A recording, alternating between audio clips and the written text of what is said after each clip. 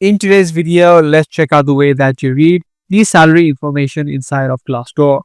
If you want to know the salary range your job title gets in a particular location, you can use Glassdoor for it.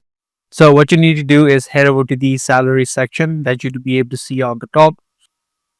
And right here, you can add in your job title as well as your location and then click on the search bar.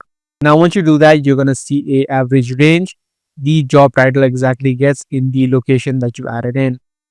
Also, you can scroll down further and you can take a look at sections such as total pay trajectory as well as the top paying companies inside of your location. If you scroll down further, you're going to get a list of companies that are inside of your location, and these companies may also have openings that are related.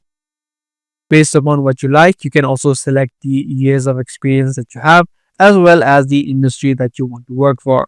If you only select the all industries options, you're going to get an average which might not be very correct. So if there is a certain industry that you're trying to get into, you can select one of these options and you can see the range changes immediately.